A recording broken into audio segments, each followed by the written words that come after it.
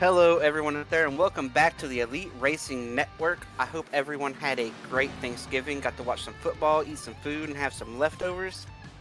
Tonight, we're back in action here in round number 2 for the Mark Rebilas photography series, counting down to our championship race. We're going to look to lock in another driver into that for tonight. Tyler Fody was able to lock in last time out. We'll see who can lock in tonight. If anybody locks in, it might be a spoiler tonight from somebody outside the playoffs, like a Chad Frankenfield. There you see our championship standings. Tyler Fody, of course, locked in after winning last week.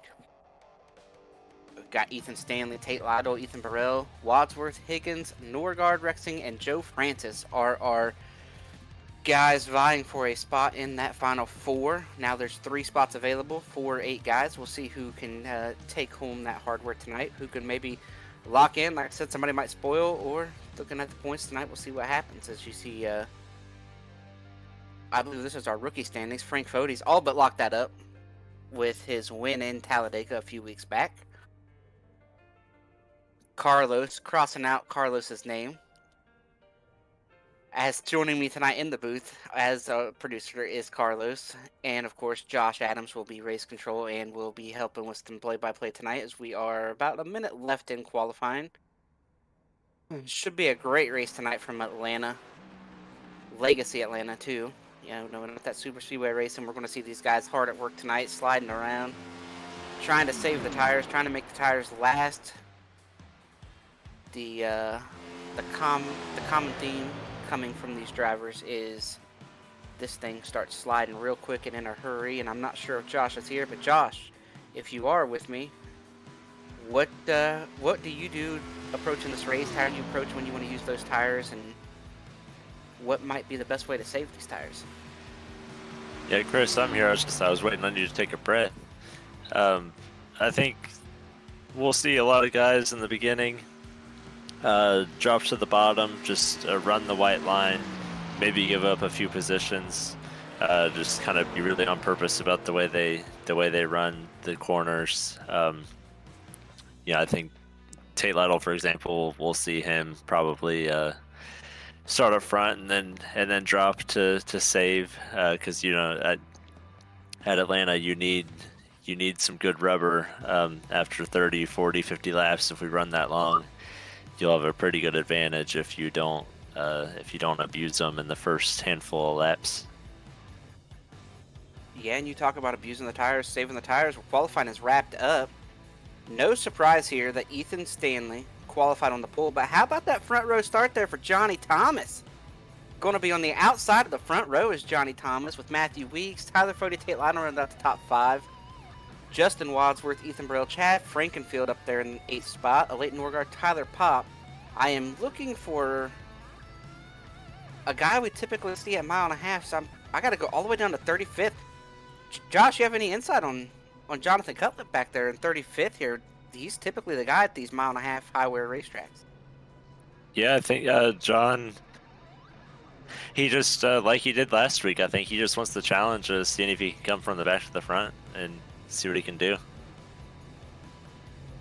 Well, Josh, as the grid rules here for everybody to see at home, and we see Jonathan Cutlip on screen there, I'm going to go ahead and throw it to you here, Josh, and let you make a race pick tonight and a pick of a guy who's going to have a bad night, a playoff guy who's going to have a bad night you think is going to have a struggle tonight. Well, the pick to win, I'll go easy. He's on the front row, Johnny Thomas. We'll take Johnny to get it done. This is a type of track and car combination I think that he really enjoys, so we'll see how he can do. And as far as somebody that might have a bad night in the playoffs, I guess I'm looking back there at 22nd, Gavin Higgins. You don't want to qualify mid-pack, so he's already behind the 8 ball. So we'll see if he can recover from a bad qualifying effort. Yeah, a rough qualifying effort, but this is a place where, I think you could recover from a rough qualifying effort if you can take care of your stuff, get a long run in the middle of the race, whatnot, and be able to move your way through this field. But I am going to go ahead and say my pick to win this thing I think we're going to lock in another championship guy. And I think that guy, the guy who's due out here, I'm going to take Ethan Burrell to get it done tonight. I also believe, Gavin. I think Gavin's going to have a pretty good night. I think, man, I'm looking at a guy like Jared Rexing. I think he's an open wheel guy. He's really done a great job all season coming back to these stock car race cars and whatnot. So tonight being a high wear track, I think that's gonna hurt him a little bit. We typically see him as one of the early guys to pit road in races like this, and I think that's gonna be where he finds trouble tonight.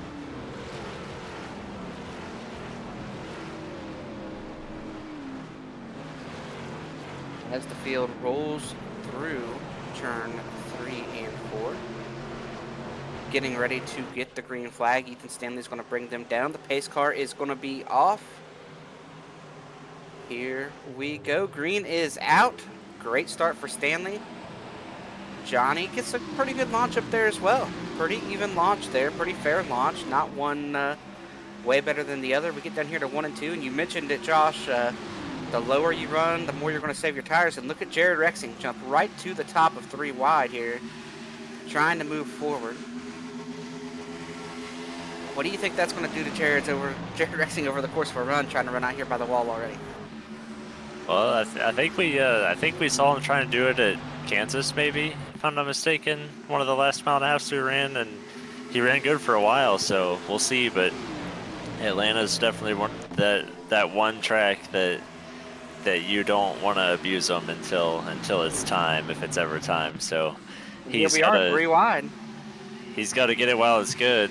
Maybe there'll be a quick caution, and everybody will come and put on a set of tires, and he'll have some good track position. As he runs down here to the bottom behind Tate Lytle now, he gets off that top side. Chad Frankenfield now trying to pull up here behind him. Taking a look back here in the field, you see Joe Francis, David Tooker. 3 wide up here around William White as well. A lot of these guys are, some of these guys are trying to stay on the bottom and save tire. You know, I see a Trey Holmes guy right now is just running right around the bottom, staying way low, trying not to get that thing sideways, and he is getting passed by cars on the outside. You see Rexing go around the outside pole sitter Johnny Thomas. Leighton Norgard now trying that top side down here in 3 and 4 as well. So I think what we're seeing here is some of these playoff guys who are desperate for track position at the start of this race, trying to go and get it and seeing what happens later in the run. Yeah, you'll have that, especially if maybe this is a track for somebody that they think that they can capitalize on. Maybe it being one of their better tracks. They might bring more speed here than other tracks for some reason. So if they think they can get a pretty good jump in the start, then they'll try and do it. Yeah, and the track temp is pretty hot right now, 118 degrees. That's pretty warm. These cars are sliding around a good bit. You see Tate Lytle staying on the bottom, gets passed by Chad Frankenfield. Leighton Norgard now going around him on the top as well. Tyler Popp falling in right in behind him. Wadsworth you see back there. You see David Tooker as well coming into the mirror. Yeah, and Tate's just he's gonna let these guys go, and he's gonna hope that he sees them in 15 or 20 laps if we're still running green. Yeah, and running hard right here, you know, you might say if you get a quick caution, then everybody pits, but if we get a quick caution and everybody does pit, then you're going to have to make the rest of the race kind of make those tires live longer, and if you run like this and then you try to stay out, you're restarting at a disadvantage, and in some ways, if you get way out there and then a caution comes out, you're really going to be hurting on the restart while everybody else still has a little bit of rubber left on their tires. Gentlemen, I have our first Mark J. Rebilas photography replay of the night, and unfortunately, it involves the man himself.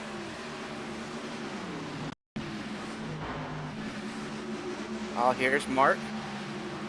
Got Jonathan Cutlip coming up behind him. Ooh, a little bit loose. A little bit of a slide. All good. He's just looking for some TV time.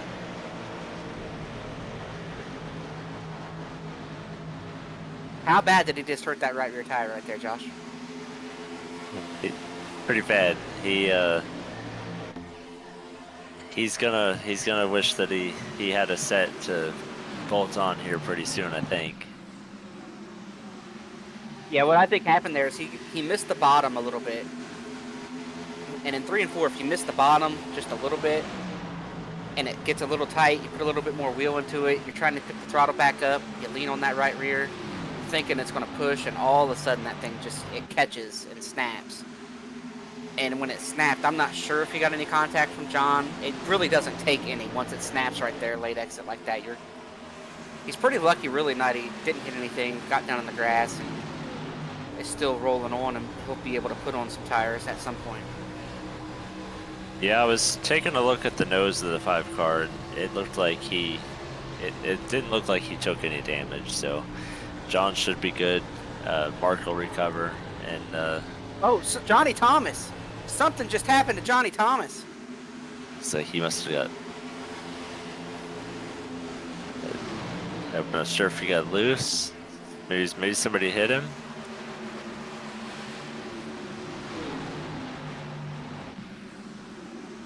What in the world just happened?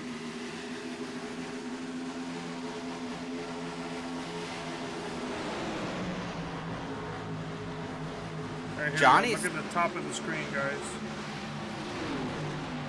There was some kind of lag right here. Something happened. Oh, it's that weird netcode bug iRacing has. You mostly see them on super speedways, where you just get phantom netcode right in front of you, like as if you hit like a invisible wall of bricks. But it looks like Johnny kind of got the better end of that, because we've seen it destroy many drivers' races. And Johnny's got a ton of damage. That was wild. And then I have heard over the radio that Bodie also picked up a 4X.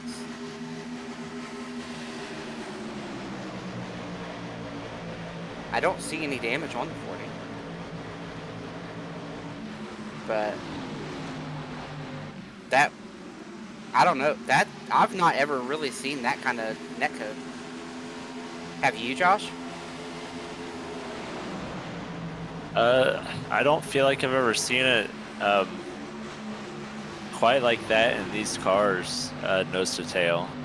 I've seen instances before where they've had a little bit of a glitch on the back straightaway at Daytona, where you kind of just hit a wall at random. But I think it's been probably since they put out the next gen cars at the very first time where I've seen any kind of anything like that could have happened. Yeah, did I hear right in the server that they were marking that down as something against the 40? Not gonna. It'll essentially just be like a blinking warning for the 40, just like we would if somebody was having a regular internet issue. Just so if something like that does happen again, obviously we'll know that he's the common denominator in it and have to take action on it. As you see, Jesse Racima's trying to move right around here against the fence. They head down the back stretch. It's wild stuff taking place here early in this race, and unfortunately for your pick to win, that nose damage is going to be pretty tough. Oh, wrecking off a Ford. Chad Frankenfield is upside down. Cars are everywhere. Tate Lytle's destroyed. William White is destroyed. Michael Hosick is spinning. Oh, we're wrecking down here with Jeff Green now, too, and Joe Francis. Oh, absolute carnage here off of turn 4.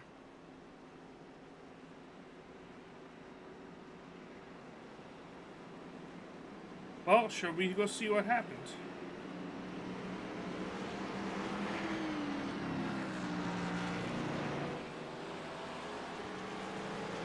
It was... I just... Wow, I just looked up and Chad was on his side.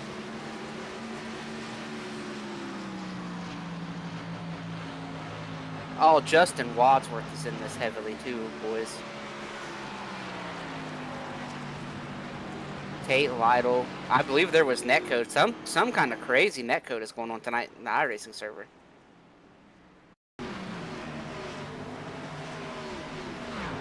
Just heavy netcode. You're going to see the 15 get turned to 6, being a playoff guy involved. he's done for the night. The 56 is done. The 36 has got major damage. Wow. Hopefully you're not sick. Wow. I mean, the 6 is destroyed. The 56 is destroyed. Tooker does a great job getting through there. Jesse Racimas comes through. A lot of guys turn through the grass. Tyler Fode's one of those guys that just runs through the grass, and that's probably the safest thing to do, is to run through the grass at that point. I mean, look at Chad. That absolutely brutal there. He's on his side. The 9 comes in, gets the back of the 56 there. And there you see Gerald Campbell drives through the grass right there as well. Jesse does a great job getting through. There's Gavin Higgins. Looks like he might sneak through this thing okay. We're actually pretty lucky that this thing wasn't bigger than it was. This could have been way bigger. Something happens down here as well to the 36. They wreck again coming out of the trial. Yeah, I think they were just kind of, they were two of the guys that took the evasive action to try and miss the initial wreck, and I think they just kind of got together at the end of it.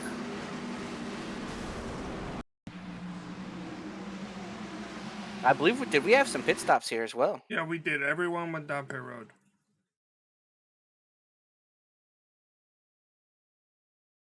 I don't think everyone did. I think Scott Crump has stayed out. Actually, you're right. Excuse me. Scott Crump, Dustin Dewar, Connor Thompson.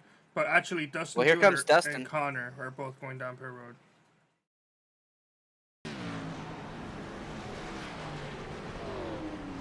So Scott is the only one that is going to stay out on this caution.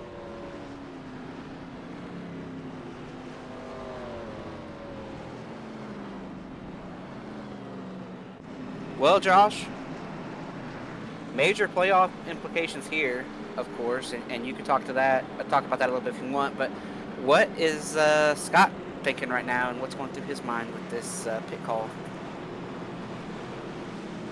Well, I think what he thinks, we just ran 12 or 13 laps under green. That's going to be an obvious advantage when we go back green. But I also think that the amount of sets of tires we had, you probably would have wanted to go another 15 or so more laps. But we'll see how it happens for him.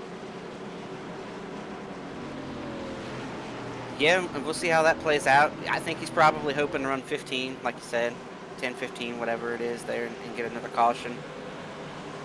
But real quick before we go green, I want to ask you what this does to people like Wadsworth, Tate. I think Josh is taking care of some business right now, so we'll get back to that later as the green flag is about to come back out. Lake Norman guys on the front row. Scott Crump gets a good start. Oh, they're 3 wide behind him. Lake Norgard doesn't get a great takeoff. Ethan cuts him a break, lets him back in line. And Ethan Stanley's going to take the lead down here on the outside of turn 1. Scott Crump. Oh, we're wrecking again in the back. Gerald Campbell, Jesse Racimas, Gavin Higgins. Oh, playoff guys again here on the restart. Unbelievable. We're still green. Oh, caution has finally came out. Oh, Mark's back there. I see Mark just lifted off the ground. Joe Francis once again. Michael Hosick is back there. Johnny Thomas. Oh, man. That's half our playoff guys have already been involved in accidents, and a couple of them twice. Joe Francis, man, that 36 machine's been involved in 2 wrecks tonight. Yeah, well, before we get to see any replays of what mayhem just happened, we did a I don't think I announced it. We did a net code on the 15 for that last caution. We could have, you can maybe look at it either way, but maybe he squeezed the 43, whatever. But definitely a net code between him and the 43 to cause that last caution. Yeah, I agree with that call.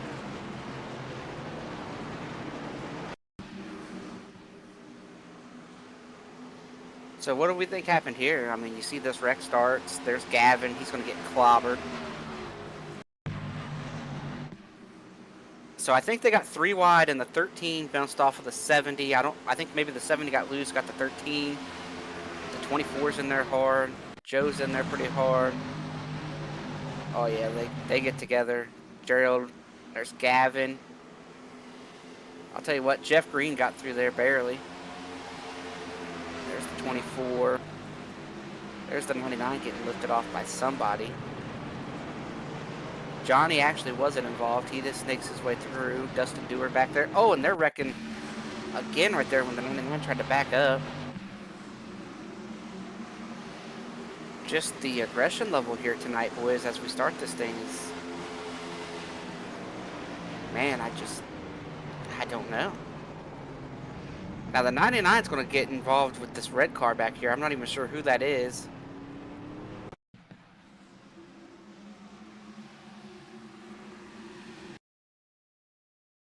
Here they come. Cars just sliding everywhere. Oh, you see the 25 there. Didn't see him in those earlier camera angles. He's spinning down through there somewhere. Just total mayhem to start this race tonight, but I believe in the infield care center we have playoff driver Tate Lytle. Tate, as this second big one wraps up, the infield care center is about to get a lot more busy, but talk to us about what you learned, if anything, there in that first 10 or 15 laps, and what happened out there with that accident. I learned you got the same dingles that are, running their tires off, week in and week out, doing the same thing there. You had the 43 and the 15, and I can't remember who else running the top, the first 5-10 laps. I mean, you'd think at this point they know it's not going to work, and then you got the 15 and the 43 leaning on each other, and, one's 8 time zones away from the rest of us, which I know isn't his fault, but he's leaning on him like he's, in his living room, and it's just frustrating because we know the netcode's going to be bad with that one, and yet we're still just leaning on him like that. So I don't know, it was frustrating. I was pretty well stopped. I might have ended up with a little bit of front end damage with Chad there, but I got just ran over from behind, it felt like, and that was the end of my race how I knew it. I'm going to go back out and try and get a few points here, but super frustrating because it's unnecessary, and it's just the same people every week just running like a bunch of idiots. Well, you mentioned, you're going to try to get back out there and get some points, and typically, I don't know if that would be a big help or not, but we just had another big accident here on the backstretch where we saw Joe Francis involved in this wreck as well, Gavin Higgins. Those are 2 playoff guys, so you do have the opportunity to probably finish in the top 4 or 5 of these playoff guys, just what's transpired so far. So talk to us about what this does to you moving forward here and trying to lock in to be one of those championship 4. Well, it just means I have to run well next week. I'm probably still going to have a few points, but damn, when you got to run, 95% just to stay in front of those 3 or 4 guys that don't have any racecraft, week in and week out, it's frustrating. And then you get bundled up there in 9th or 10th, and next thing you know, they're leaning on each other because their tires are toast and they wreck in front of you, and you got someone else coming from 8 car lengths behind taking you out. I'm very frustrated, and it's the same like 4 or 5 people every week too. And I'm not saying I have the best racecraft in the world, but I'm not causing wrecks week in and week out. I'm definitely not ripping my tires off of it. Like they know they're going to be going backwards. The only chance they have is when they wreck. So I don't know. If I can get to 30th, it'll be a success, and hopefully one of the Ethans or Fodia win. Well, all right, Tate, real quick before we let you jump out of here, we want to give you a chance to talk about who helps make it happen for you week in, week out here. Oh, I got a hood again. Well, shout out to my dad for watching. Shout out to Brett Wednesdays gone by for putting their name on the hood. Hopefully we can lock ourselves in next week and go kick some ass in the championship race. That's about all I'm thinking about right now. All right, Tate, thanks for giving us a word, and good luck next week. Good luck on Wednesday as well, and we look forward to watching you try to win next week, and maybe with your back up against the wall, maybe you'll be able to pull that Denny Hamlin or Joey Logano kind of magic next week. Yeah, I'm going to be taking all the names I can. Shit pisses me off, so we'll catch you next week. Well, we just heard from a frustrated Tate Lytle. Josh, do you Yeah. have a word on that last caution? Well, the last caution, the 13 and the 70 got together. One of them got loose, triggered a little bit of net code, so I didn't call any fault on that. Maybe that's a theme of what we're seeing tonight, but um, definitely a very colorful interview from Tate Lytle, and you can take his comments however you will. Like, at the end of the day, there's 40 or so guys out here, and they all kind of race the way they want. They don't have to save and everything the same way he does. So Yeah, and he mentioned the netcode, and that's something tonight that is maybe worse as far as it goes through a full field as we've seen. He was kind of picking on William a little bit, and sometimes there is some netcode around that guy, but a lot of times I've been able to race him as tight as I race anybody else, and you see it on the racetrack. But I mean, you mentioned the 13 and the 70; those guys are I believe both in the States here, and they had some netcode there too. So for whatever reason, the net code seems to be pretty strong tonight, and I think I would be putting that in the back of my memory bank when I'm racing from here on out if I'm one of these guys out here. yeah, the hard part about being mad at certain people for racing or maybe just having a little bit different connection than you, maybe just based off where you are in the States or a different country or something, is that we race with each other 40 weeks out of the year, or however long these multiple seasons run for an A and B. So you know who you can and can't race with. William runs a lot of races with us. He's definitely not a guy that's in the way or anything like maybe Tate would think that runs hard, maybe like a Chad Frankenfield or something, but we're not racing him any less hard than anybody else just because of where he's at. William can handle himself, and it's just something that happens. Yeah, and this is the playoffs. This is the second race, not locked in. You go out here, you have a bad night, and this is the stress and the pressure of trying to run for a championship, and it really magnifies the bad races. Yeah, it's really easy to just to kind of get in that mindset that he was in of just being real frustrated, just because it is the playoffs. You can't have bad races or mistakes and expect to move on with how close the points are, and there's only 3 races and a cutoff. So definitely understandable from Tate. I'm in the same position next week in the Truck Series, so I've seen it. So we'll have to see how he bounces back. Yeah, that's what I was going to bring up. In the Truck Series, you're in that spot, and I kind of was in that spot as well after that first race there at Bristol. We both had bad nights, and I was super frustrated. It's easy to be super frustrated after that, knowing that that might be your season no matter what happens the rest of the round. But I have no doubt you'll have a shot to go out there and do it at Nashville, at one of your better tracks. Everybody make sure you tune in on Sunday night to see that, and the last race in the round where we will lock in 3 guys into that Truck Series championship, as one guy's already locked. But moving back here to this race tonight, Jared Rexing sitting out front, Ethan Stanley, Matthew Weeks. I'm looking here for Scott Crump. He chose not to pit. He's still on his old tires, running around in 18th. I think that strategy, I liked it initially, but now we've wrecked out half the field for the most part. It's not quite half the field, but we've wrecked out a lot of guys. That has really dwindled your chances of seeing a caution. I mean, you see it here, some guys blending on the racetrack. Tate Lytle tried to get back out here and run. I seen him trailing smoke, so Scott's in need of a caution, and he's not got the amount of cars that he had earlier.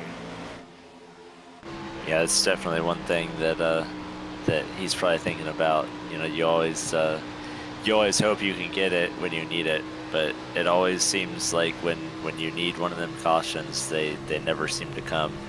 I ran kind of that same race at Charlotte 2 weeks ago in the Truck Series, and I made an early mistake, and I was waiting and waiting and waiting on the caution, and it just wasn't happening, and we finally started getting a few. But he'll definitely hope we get one within the next 15 laps or so he doesn't lose too much more ground.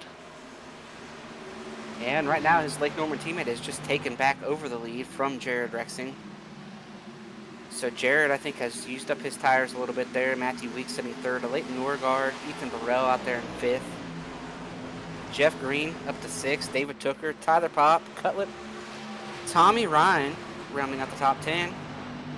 And then we get to the Fody family here with Frank in 11th and Tyler in 12th. So another strong run tonight by Frank. I mean, he got that win at Talladega. Here he is sitting here in 11th, outrunning.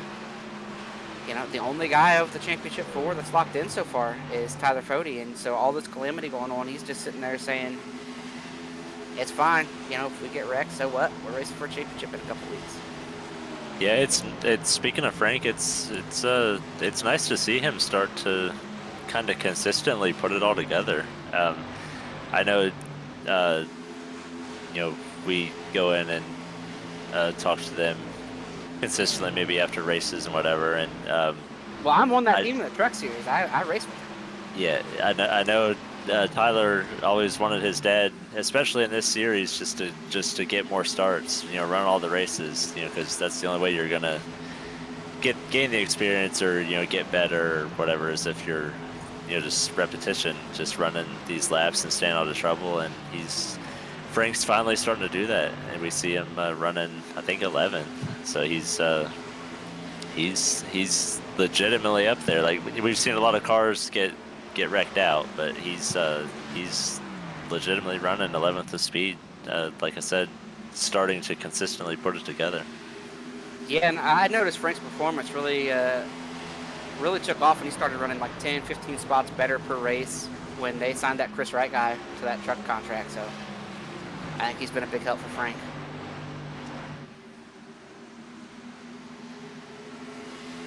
Yeah, I'm not sure about that, but we see a little bit further back.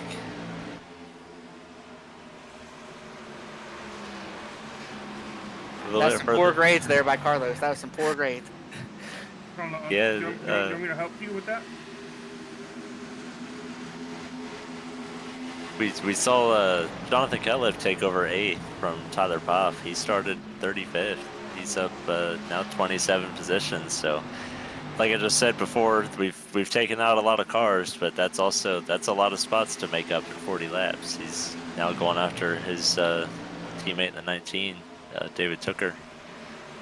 Yeah, and if I'm sitting here, you know, we've got Stanley, Rexing, Burrell, and Norgard as our top 4, and Norgard running that top. He's starting to struggle, I think. Matthew Weeks is probably going to get by him, but I think if you're one of those 4, if you can get out here with the top 10, I think you're feeling pretty good about a shot to make it. You know, especially, I think Stanley would pretty much lock with the way things have shook out. You know, Burrell, I think, would be a close lock as well. And the only way that changes would be if somebody like Rexing won or Norgard won. But if Stanley wins this thing or Burrell wins this thing, that pretty much, as long as they both stay in the top 10, when the other wins, that's pretty much going to lock. Oh, looking right here on the screen, Scott Crump. Oh, yeah. Man. Yeah, Scott wanted the caution. He didn't want to be the caution. That car looks torn up. Yeah, it's not driving straight, and I imagine Scott's pretty frustrated. I believe Dustin Dewar got loose underneath him. And man, oh man, that is not what you want if you're Scott Crump. And I don't know how many sets of tires these boys got. This might not be what they wanted as far as a tire standpoint either. Here's Dewar, just go straight. I think it was up with the wheel. Dewar said Dewar just queued up and said he had some kind of malfunction. Yeah, I don't know if we can get a replay of the right front. Oh man, the right look front at the tire. wheel. Yeah, the right front tire just locks up, and his whole wheel disconnected. Yeah, that was some kind of disconnect there, and here comes everybody down pit road for another set of tires. Oh, that is unfortunate. That is unfortunate. And to be on the outside of that guy when that happens, like, it's... timing couldn't be worse. As we run through these pit stops, as they are getting ready to come off of pit road, as soon as they do, we will throw it to our first commercial break of the night, as it looks like it's going to be Stanley, Rexing, Burrell, Weeks, and Norgard coming off in the top 5. So stick with us here on the other side of the break. We will have the restart.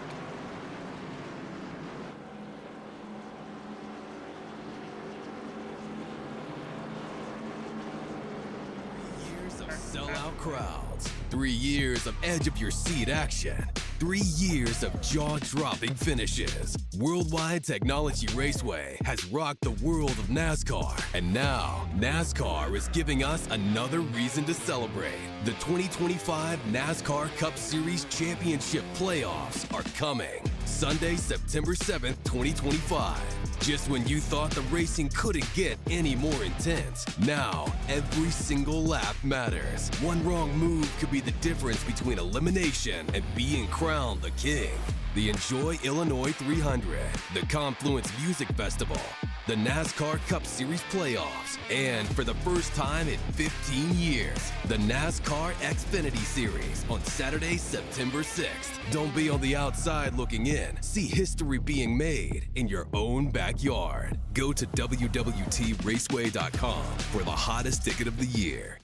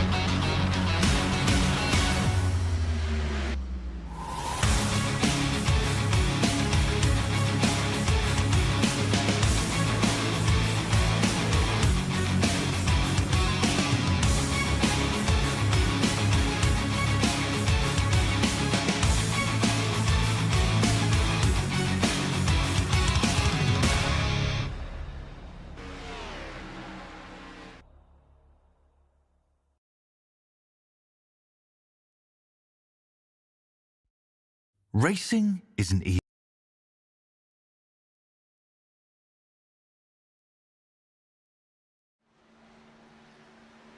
And welcome back here to Atlanta, where we are wrapping up this caution. But real quick, I want to take a minute to shout out all our sponsors. Of course, Mark's not having the night that he wanted, but this is the Mark Rebilas Photography Grand National Series. So shout out to Mark for all he does for Elite. And tonight's sponsors are Blue Egg Marketing. Rev up your business with Blue Egg, your marketing pit crew. Turbocharge your lead generation with experienced drivers that can navigate the competitive track to connecting with your customers. With Blue Egg, we're always in the pole position, leading your brand toward victory lane. Don't spin your wheels. Accelerate success with Blue Egg, fueling small businesses to win big.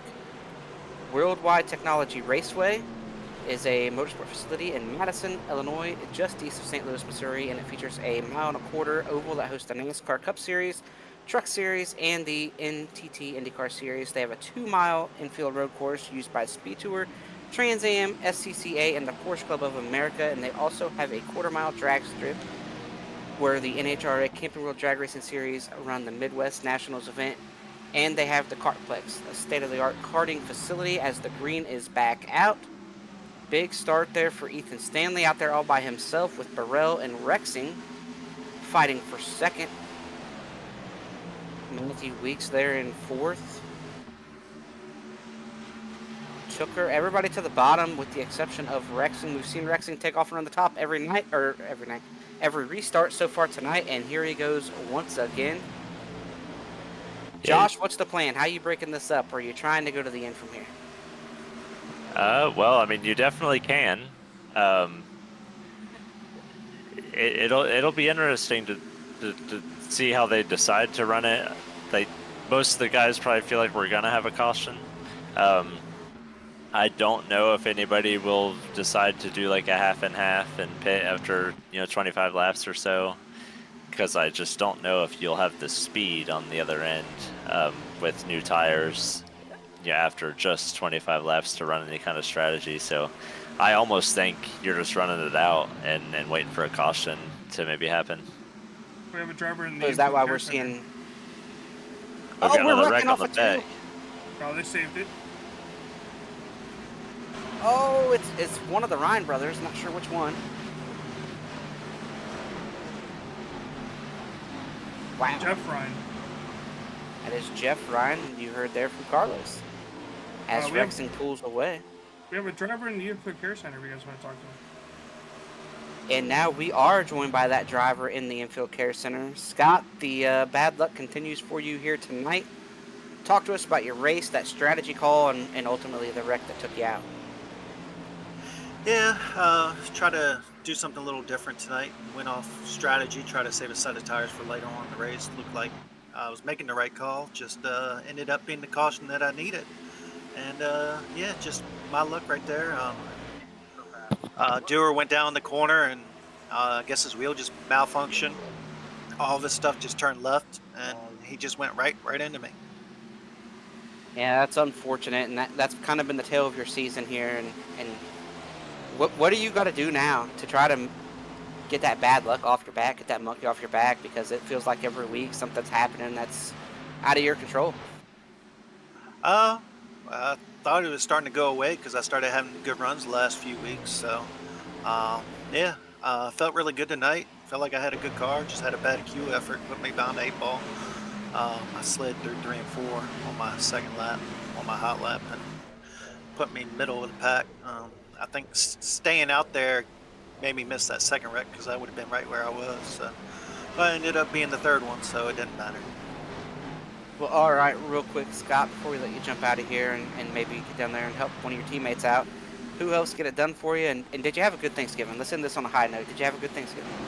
Oh, yeah, Thanksgiving was awesome with the family, great food, everything else. Hope my grandfather gets better faster. He fell off the roof and hurt his ankle, so hopefully he gets better from that. I'd like to thank Stay Tuned Sports Podcast and also Blue Egg Marketing, and I'll let y'all get back with the show. Now, wait a minute. Why was your grandfather on the roof? He likes he can't stand still. He likes always doing something, so he's almost 90 years old up on the roof. Jeez Louise, it's time for him to not be on the roof. It was like a shed building, so it wasn't the house roof. So it was like 10, 15-foot drop. Well, we'll join you in hoping he gets better fast, and maybe Scott's grandpa, let's not get on any roofs. Let's call Scott over. If somebody's got to climb on the roof and fall down, let it be Scott next time. But anyway, Scott, I'm glad you had a good Thanksgiving, man, and hopefully next week we maybe talk to you in Victory Lane and you can get this monkey off your back. Yeah, hopefully I get to talk to y'all in other ways other than Infield Care Center. I second that. All right. Well, that was Scott Crump there talking about his luck and his grandfather being on the roof. I'll tell you what, I'm not climbing on any roofs. Are you, Josh?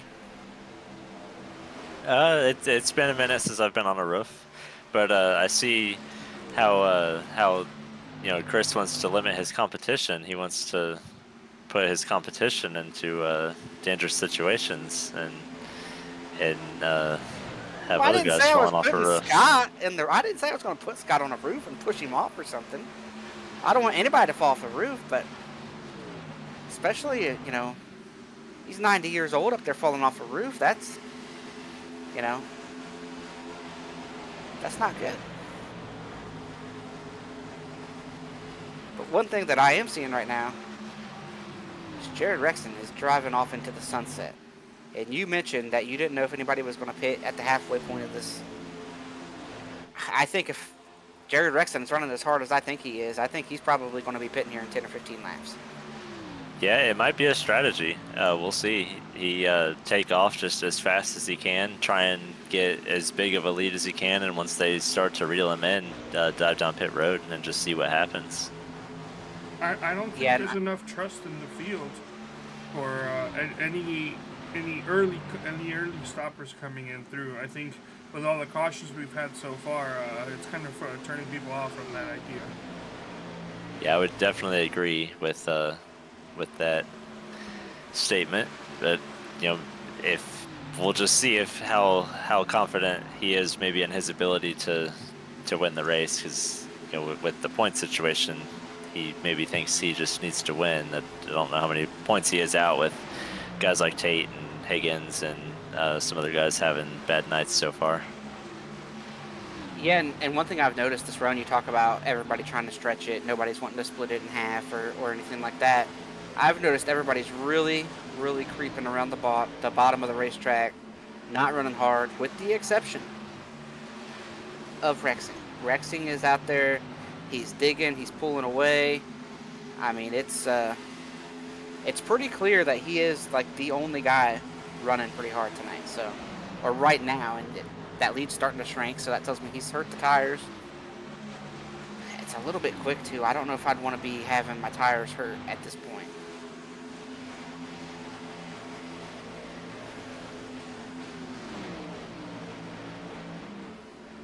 See Norgard up there in 6th. Tyler Bodie's cracked the top 10. You got Jonathan Cutlip up there.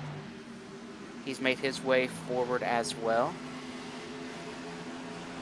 And there's a chance that some of these guys are not in the playoffs. When you're talking about guys being into the playoffs, typically you're not mentioning the likes of Weeks and Tooker and Cutlip. These are 3 guys who it would not be a surprise to see any of these 3 win.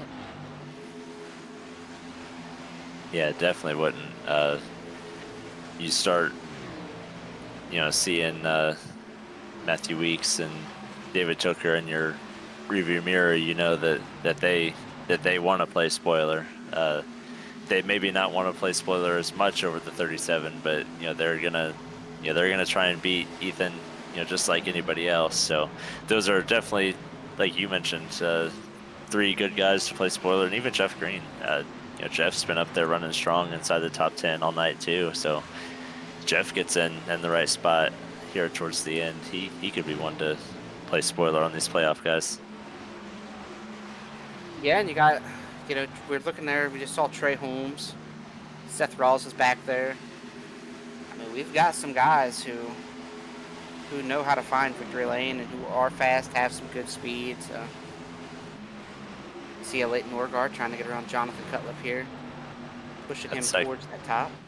That's actually Jonathan Cutlip passing Norgard, and then it looks like Norgard got loose, so he's falling into the clutches of Jeff Green and Tommy Ryan now. But back to the points situation, Jared Rexing came in to this race 16 back of Ethan Burrell. Ethan's running 3rd, Rexing's the leader, but in between the 2 of them is a Leighton Norgard. So Rexing right now is putting 6 or 7 points with the lap lead on Norgard to try and gain into the championship 4 mix. Yeah, we mentioned these guys running to the end. I think they can make it, right? Would be my guess that they're making it to the end if they've got the fuel to do so.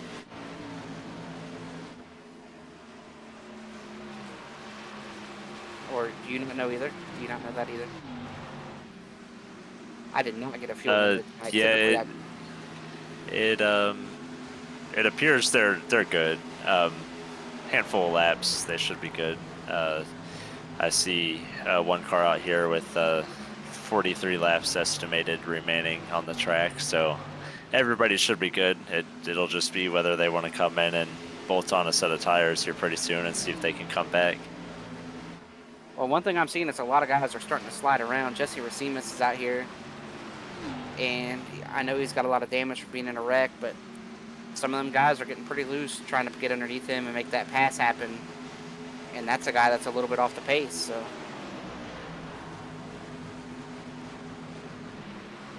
Frank right now battling with Johnny Thomas, who started on the outside of the front row. Johnny looking to that inside lane there just a little bit. See a Leighton and Jeff Green as well, battling with, I believe that is Tommy Ryan right behind them.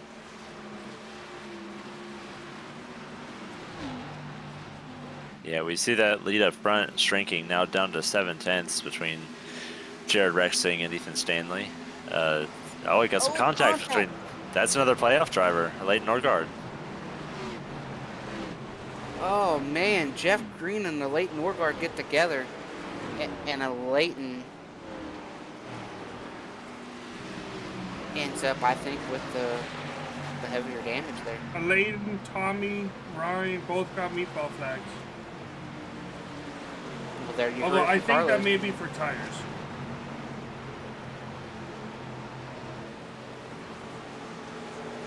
Another playoff guy really struggling tonight.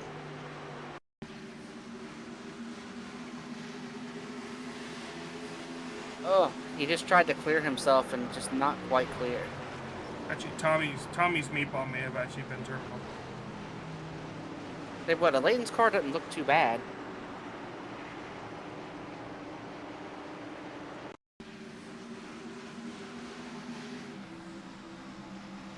The late block. Yeah, and I don't even know if it was a block as much as he just thought he was clear, going to move up, and man, it's tough to say. Some people But here staying comes out. everybody down pit road. I believe this is their last set of tires. I think that's why they're staying out. Because by my count, this is the third time they've all been on pit road. So this is probably these guys' last set of tires. I mean, I don't know if you can confirm that or not, Josh. But they might be out. So from what I can see, Jared Rexing, actually everybody who has stayed out have been down pit road twice. Everyone coming in, this is their third time, with a couple of drivers who have had your repair damage, but it doesn't really matter too much. So the top 6 have only gone down pit road, so I think they're saving a set of tire.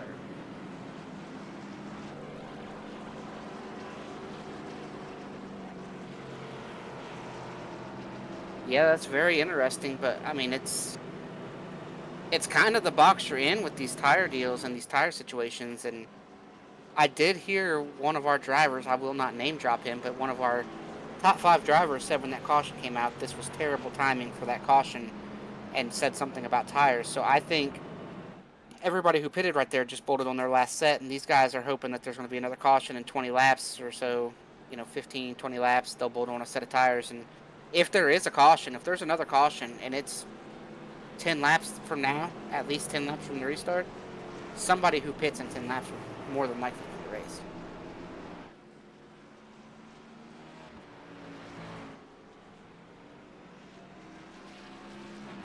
Josh, what are you looking at over there? You're crunching some numbers for us, counting the tires on pit road? I'm not crunching numbers per se, but I was just kind of going back and forth on how to call this last caution, just trying to get some different angles and stuff to determine that fault. Yeah, and that's it's gonna be maybe a tally for no one, a tally for someone. The 12 moves up, thinking he's clear. The 2 gets into the back of him. The 2 probably could have cut him a break, but these cars are starting to slide around. Now we're going to have fresh tires and well on some of the field. Tyler Frody's also one that stayed out. Trey Holmes. Ethan Stanley's our first guy that pitted. He's going to be back in 8th, so.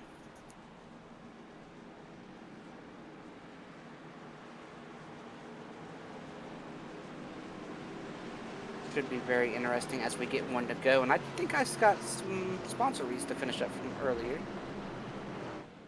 Well, I think I got one. I got 4D Racewear. They are makers of the ultimate sim racing shoes and custom apparel designed for sim racing by sim racers. 4D sim racing shoes are custom engineered to connect racers to the pedals in a way no other racing shoe can, and still provide all the comfort needed for those double and triple stints. Visit 4dracewear.com and check out the original racing gloves for your feet. And speaking of those double and triple stints, I think we are quickly approaching, I do not know the date, but we are quickly approaching a 6-hour event that Elite is going to be doing at Le Mans coming up very shortly in the next couple weeks. I'm not sure the date. December 14th. There it is. Carlos just said it, December 14th.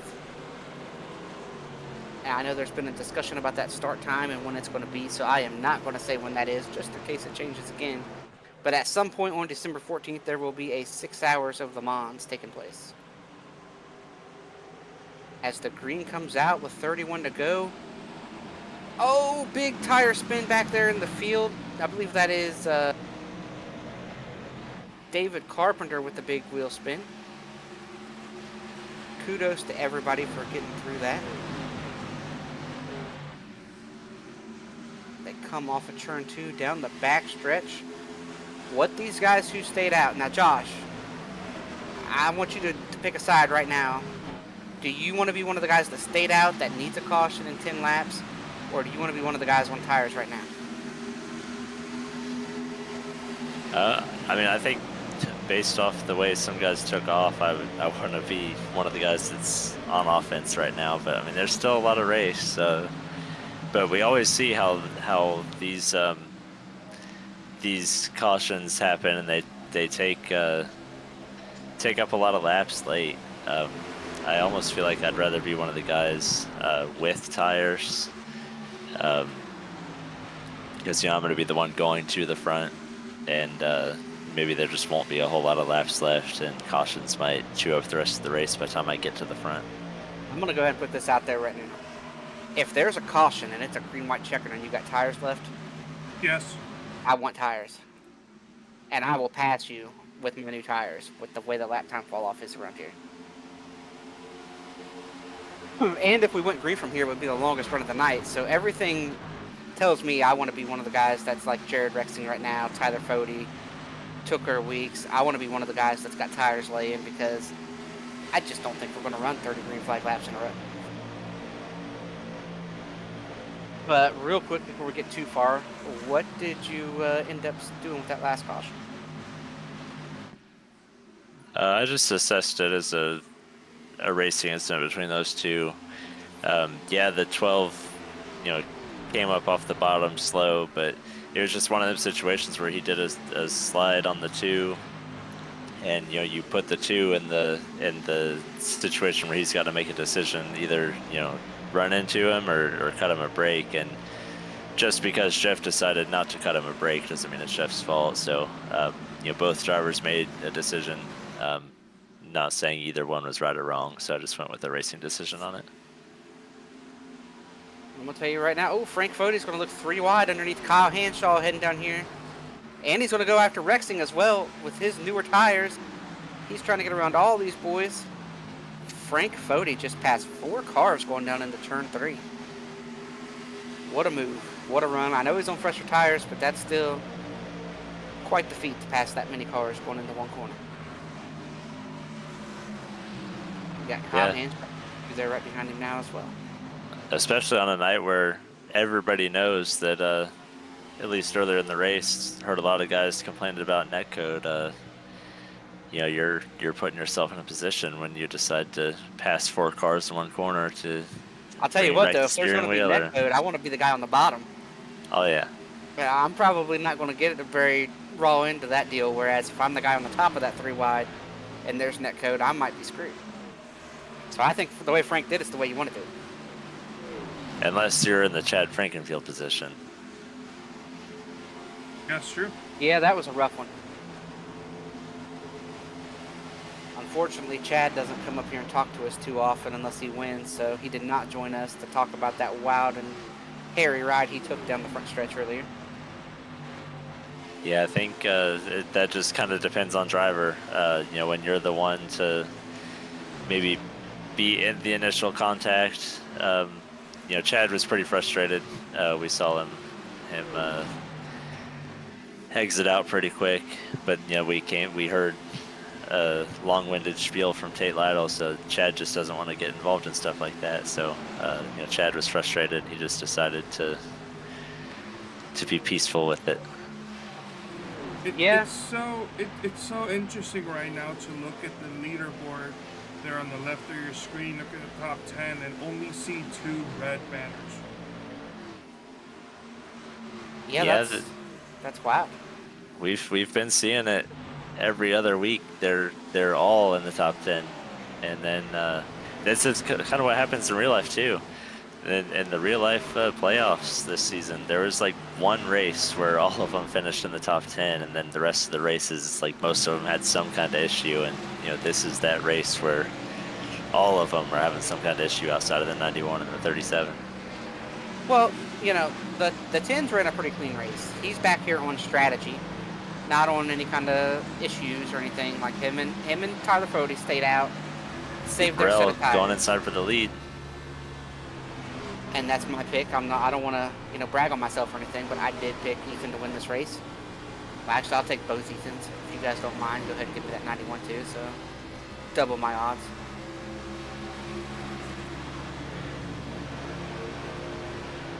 A tough pass to make on the bottom, especially down here in 3 and 4. 3 wide here. They chose to back out. Now, what that is right there, I don't know who's in that 33, but John Cutlip did not trust whoever was in that 33 to try to work to his outside.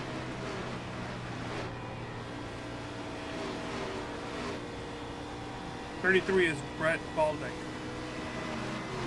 Well, and I think I'm wrong anyway. I think Brett was passing there on his newer tires, and John's one of those guys that chose to stay out. Tell you what, your race pick is sitting right there too. Johnny Thomas sitting there. He's really good at saving tires. Yeah, he came right back. We even saw Jeff Green get involved in that last wreck, and he's sitting right there in 4th. And I'm going to go ahead and I'm going to talk about Johnny for a minute. You talk about high tire wear tracks, right? High wear racetrack. Johnny won at Rockingham, and it doesn't get any more high tire wear than that. So no surprise to see him sitting here. And I would guess he's probably taking care of his tires as good, if not better, than the 2 guys in front of him. So I think if this does run green to the end, we'll be talking about Johnny having a shot at this thing. Jeff Green, you see sitting there in 4th. He knows how to take care of his stuff. He did not luck into that 2000 NASCAR Busch Series title. Yeah, and I think a couple other drivers just to shout out here before something else potentially happens. We got Corey Abbott has made his way into the top 5 in the 21. We've seen Tyler Popp in a couple of skirmishes. He's up there in 6th. Seth Rawls has made it to 7th, and Kyle Hanshaw, even Johnny's teammate, has cracked the top 10 there in 10th. And we know Kyle got his tires. Johnny, as I think they both actually got their tires, so they both want to see it stay green. And this group we're looking at on the top of the screen, they all want the caution. What point do you start sweating if you're Cutlip, Fody, Chilker, Weeks? At what point do you start thinking, oh man, I might have messed this up? Probably right about now. Like I mentioned earlier, each caution period is 5 laps. So they get a caution at 15 to go. You might think that's a lot of laps, but we're going back green at 10 to go. And then we've seen some issues on restarts. We haven't seen a wreck yet. We've seen some issues on restarts, guys having a hard time getting rear tire grip and spinning their tires. So that's to become an even bigger possibility the more laps we run. So probably about right now. You know what? I'm not stressing right now. You know why? Why? Because you're going to restart 14th. And if somebody in front of you saved tires, there's a chance you might restart as high as 10th. And like I said, on a green-white checkered, restarting 10th with fresher tires than everybody in front of you by 25, 30 laps, I like those chances. I like those odds quite a bit. Yeah, I like the odds on a good night. But what we're seeing here is they might be the wreck, because that's where the hardest racing is these guys that are on the old tires. Yeah, like you mentioned, most of the time, though, when we get these late cautions, it's not the last caution. So a lot of times you put yourself on pit road late thinking you have an advantage, but then you don't even get to use your advantage because we run the rest of the race under caution. Yeah, and it's just all how it breaks for you and what happens towards the end. And that race for the lead right now, it's heating up. Ethan Stanley's trying to hold on. Ethan Burrell trying to make the pass. But I almost think both these guys might want to really think about and maybe even have somebody in their ear saying, listen, I know it's a win in your in system, but whichever one of you wins is locked. And at this point, based on points, based on what else has happened, whoever finishes second between these two is going to be locked into the championship four on points as well. You know, that no matter what happens next week, both these guys came in well above the cut line, and they're having a great night. So I almost wonder, you know, Ethan's probably going to try to pass him to win, you know, Ethan Burrell. And he wants to pass him. You want to win, but you might not make too many risks that you would otherwise make if it wasn't so clear the way this race has shook out that both of you are going to get the race for a title, no matter which one of you wins. Yeah, Ethan Burrell, he was kind of like the best of the rest. He was a decent margin behind, you know, Tate Lytle coming in about 28 points in third. But the way that Ethan's race is playing out, the guys in between him and Rexing, who could potentially be on good tires at the end, Wadsworth, Higgins, Norgard, they've all had trying nights and are allowing Ethan to widen a lead on the cut line.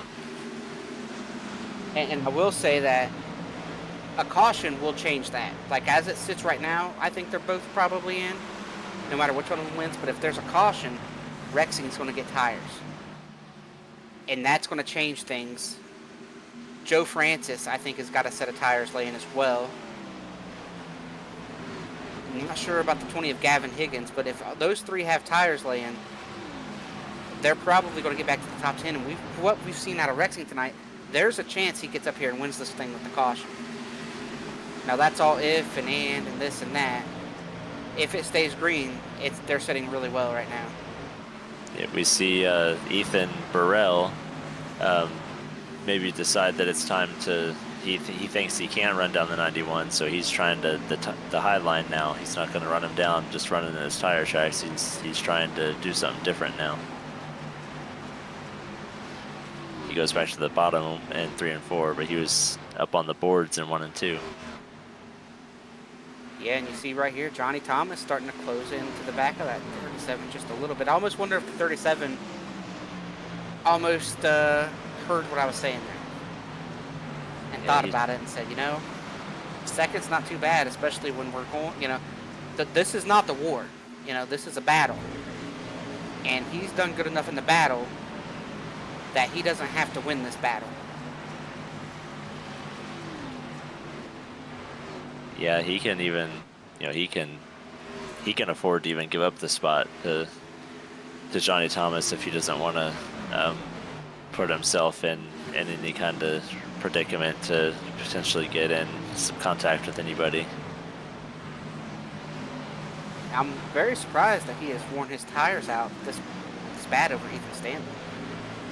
Typically, Ethan Stanley, you know, is notorious for being really bad on the long runs, but we have talked about that a little bit this year, or this season, and how he has gotten so much better at taking care of his tires. Ethan Stanley has went from a guy who was really good for 10 or 15 laps to a guy who's really good all the way through the run. And I think that's a lot to do, you know, with Tyler Froede. And I don't think that gets near the credit that it deserves what Tyler has done over there at Lake Norman and helping all those guys out. Ethan Stanley, of course, helps out Tyler Froede a lot, especially when it comes to the road racing side of things and some other things. You know, Ethan brings a ton to the table. He's a great driver in his own right.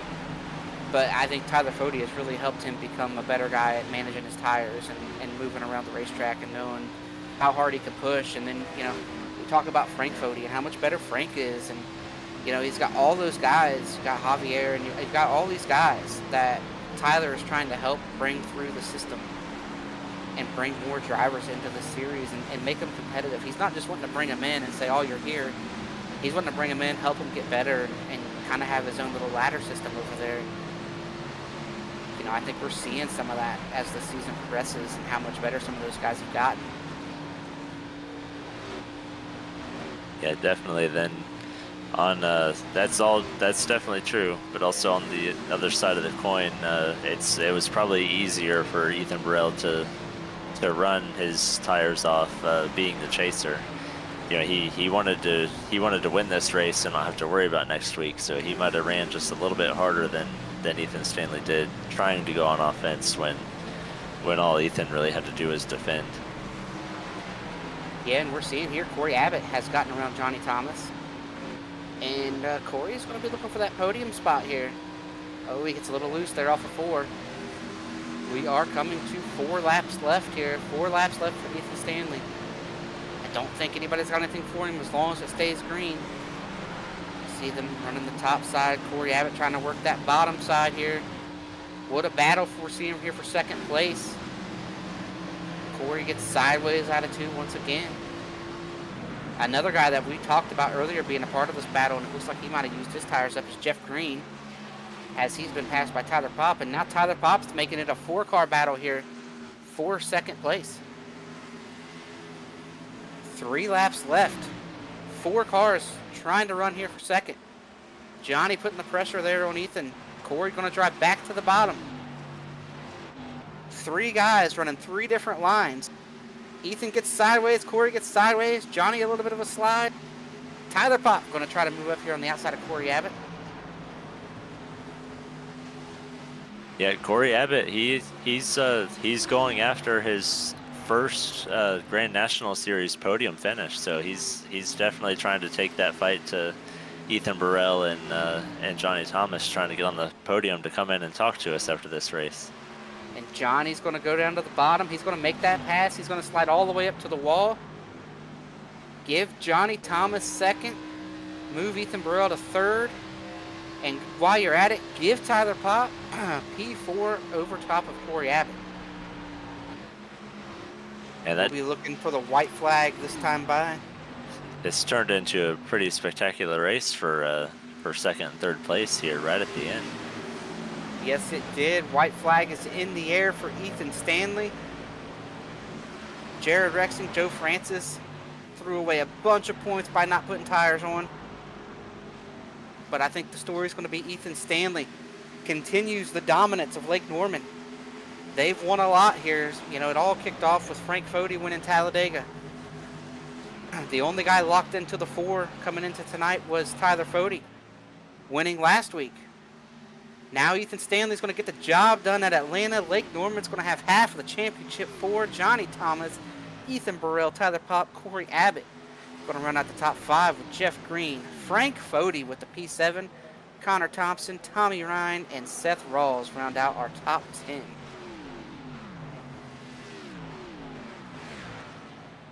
I think Lake Norman's trying to send a strong message that they are going to be the guys that you're going to have to beat here in the championship 4, Josh.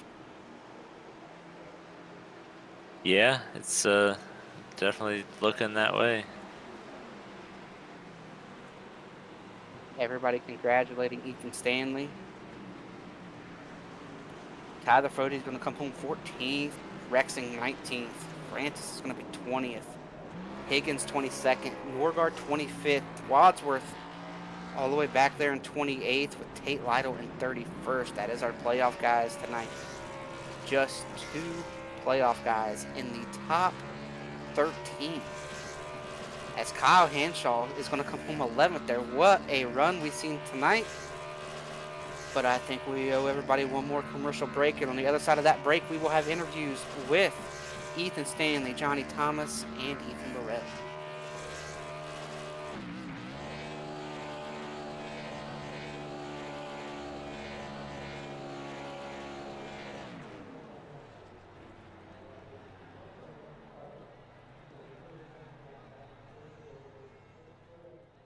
Since 2010, race fans have had one burning question. When will the Xfinity Series return to Worldwide Technology Raceway? You asked, NASCAR delivered. On Saturday, September 6, 2025, the magic is back. The track that launched the legendary careers of Harvick, Busch, Keselowski, Edwards, and Earnhardt Jr. is now ready to write that next chapter. We're going to introduce you to a new crop of future champions and Hall of Famers. And in the process, we'll create more of the greatest moments in racing history.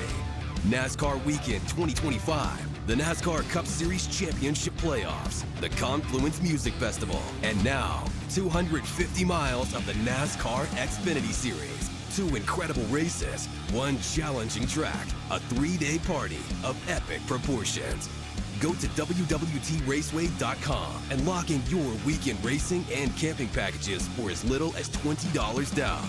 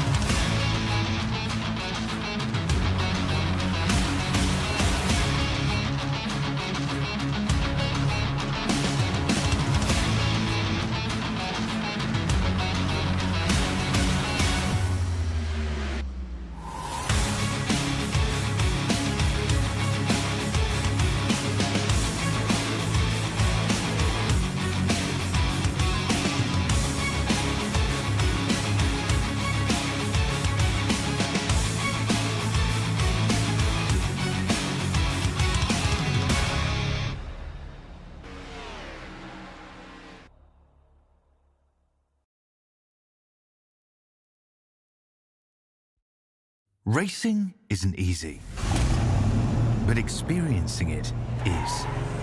iRacing puts you in the driver's seat with the industry's leading sim racing game. Drive on laser scan replicas of the greatest racing circuits from around the world. Go head-to-head against other drivers chosen by skill-based matchmaking to ensure competitive racing at every level. Compete across all your favorite series. In officially licensed cars, engineered to deliver the most accurate driving experience possible.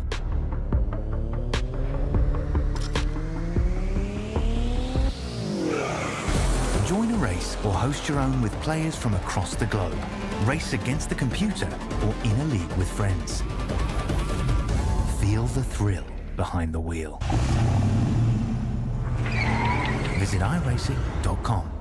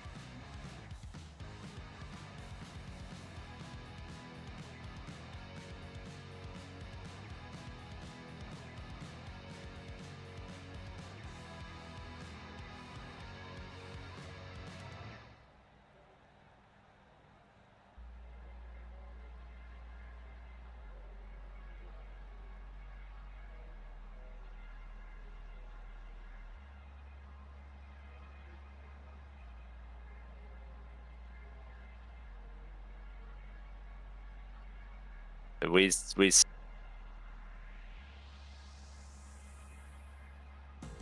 You guys are live now. good. Yeah, we good. Sorry about that, guys. Yeah, we saw a lot of playoff contenders. Like probably 90% of the playoff contenders have some kind of issue, whether it be in a crash or something tonight. And you were luckily one of the ones that didn't have an issue, but your teammate Tate Lytle got involved in one of those early incidents. And as we go on to the cutoff race next week, you and him are going to be tied in points. You've got a good gap over fifth.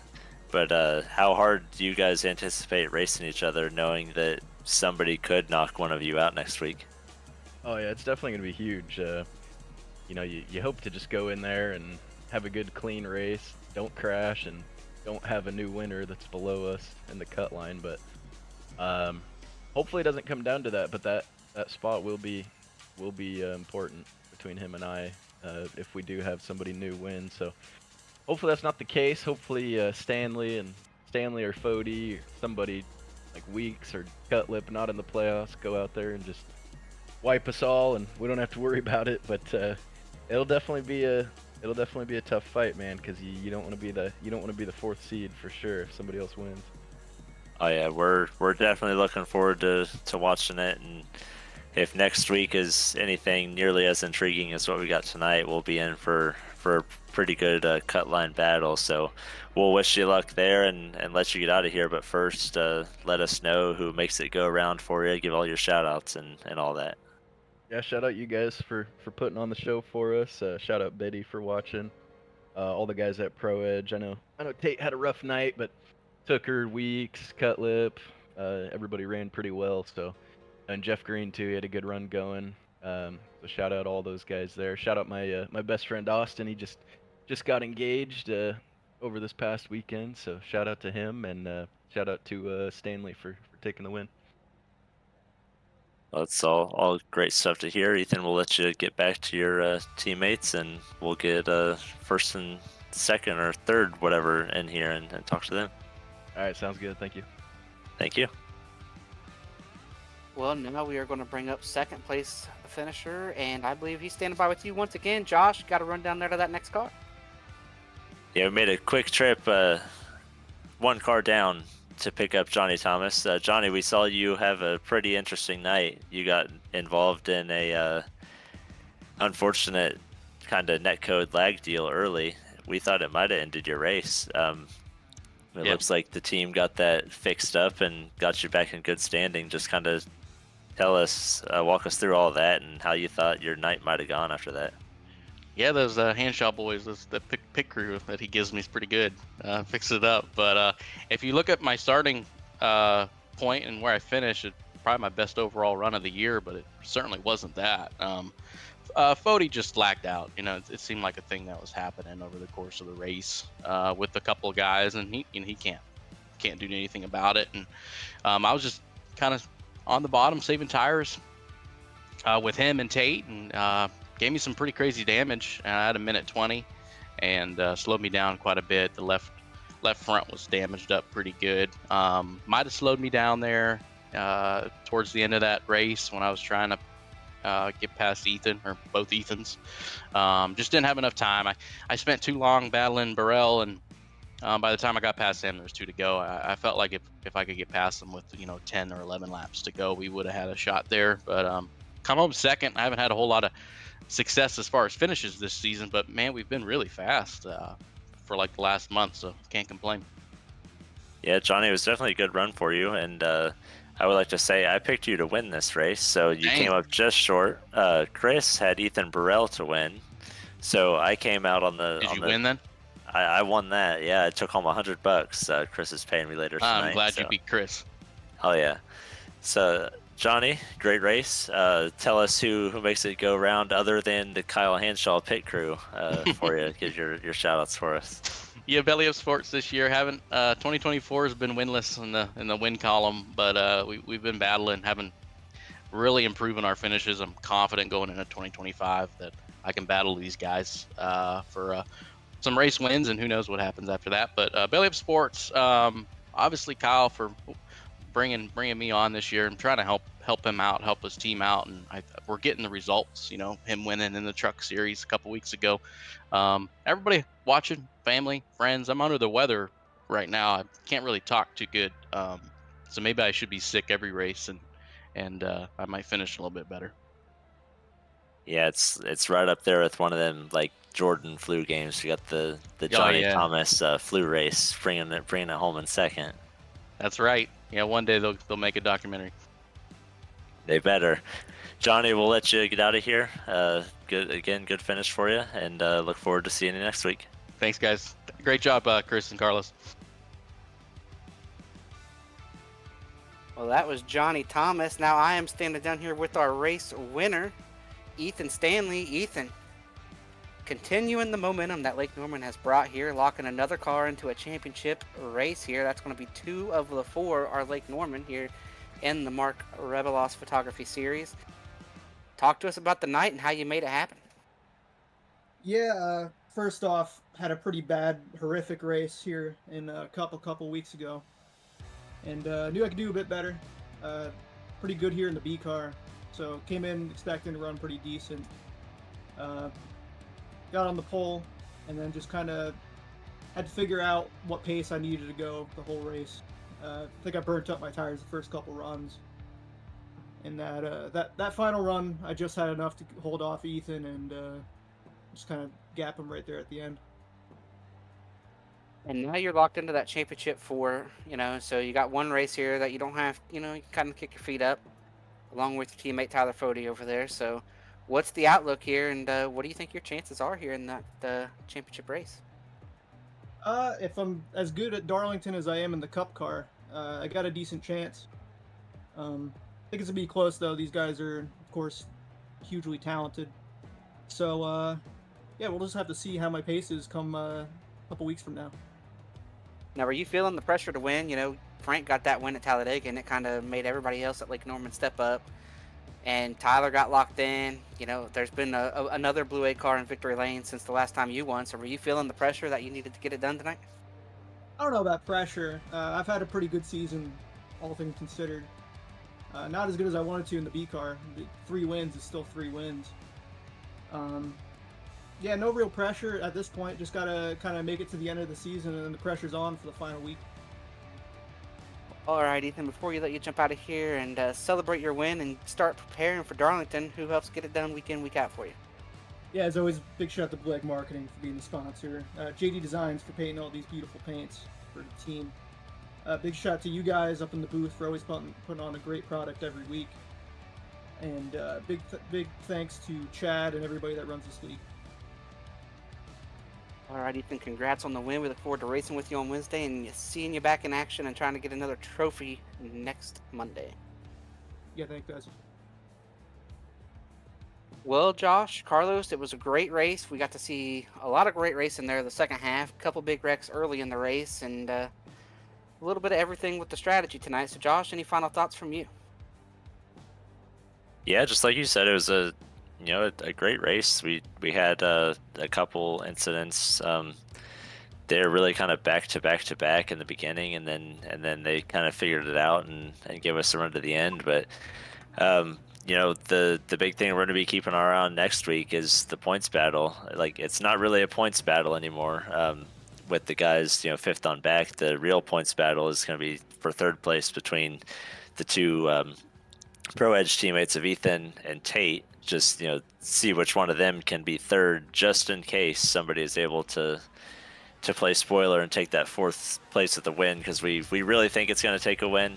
We don't really think somebody will be able to point in, but if there's a calamity for either one of them 2, somebody potentially could. But be looking forward to that. And then even a week later, if the 4 get set at Darlington that are just there now, that's going to be an epic show at Darlington, and I'll really be looking forward to watching that. Yeah, it should be a great end to our season. Carlos, I know Carlos was a little bit under the weather, so everybody stand up where you are and give Carlos a little round of applause. He's a little bit sick tonight, but he's here with us nonetheless. You got any final thoughts for us over there, Carlos? a bit of a messy start for the race, but at the end we had ourselves the longest green flag run of the night and some very good racing. Not necessarily for the win, even though there was some good battles there in the early to middle part of the run, but that battle for second and third place was just phenomenal. Just some of what you would expect here at Legacy Atlanta. Yeah, this is a great track. A lot of guys like running these legacy tracks. These high tire wear tracks like this are where you can kind of showcase your ability as a driver. But like we've already talked about, we saw a great race, great strategy, a couple different strategies. If we'd had another caution, we would have pure chaos, and we'd have been here for it. But that's going to do it for us from Atlanta. Make sure you tune in on Wednesday, where the Cup Series will be at New Hampshire. Next week, the trucks are going to be back in action on Sunday at Nashville, and that is going to be the final race of the round. That will lock in the other 3 spots for that championship race that will take place at Vegas. And this time next week, we will be wrapping up Richmond, so make sure you tune in to watch Richmond. Another great racetrack. It's going to have some tire fall off, and we're going to see a bunch of guys having to throw some Hail Marys trying to win. So it's going to be a great next week and a half of action here as we get ready to try to set our championship for in all 3 of our major series. And of course, IndyCar will wrap up on Thursday with its final race of the season at Gateway. So make sure you tune into that as well. But I think that's going to do it for us from Atlanta tonight. So make sure you tune in next week and the rest of the week here to tune in and see all the action here on the Elite Racing Network.